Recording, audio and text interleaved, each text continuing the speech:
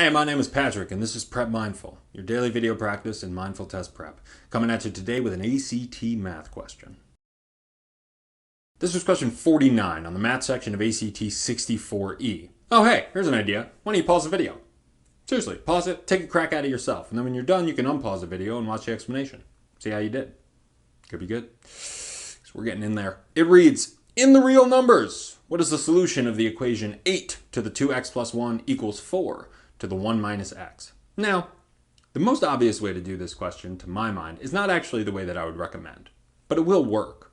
What do we know about every correct answer on this test? That it has to be in front of us.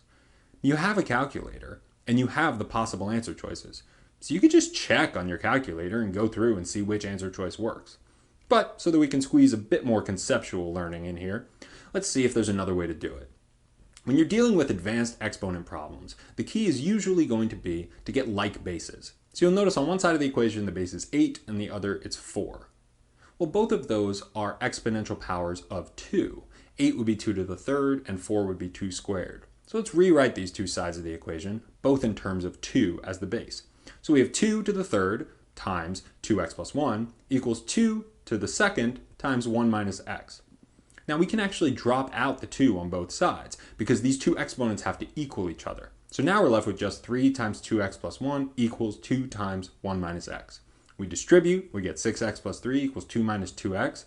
And now it's just like, 6th or 7th grade pre-algebra and we got to isolate for x. Cool. So we subtract 3 from both sides and add 2x to both sides. We end up with 8x equals negative 1. We divide both sides by 8 and x equals negative 1 over 8.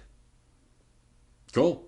Exponent problems like that tend to freak students out when they first see them, so it might help to get familiar with the common squares and cubes around the low integers because they come up a lot on these types of problems.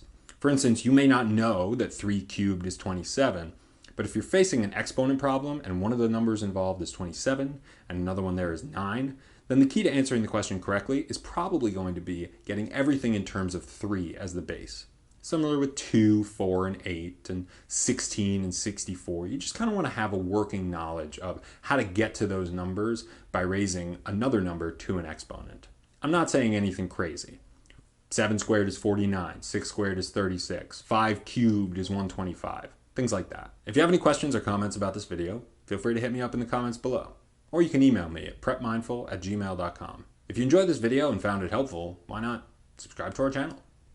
In the meantime, my name is Patrick, and this has been Prep Mindful.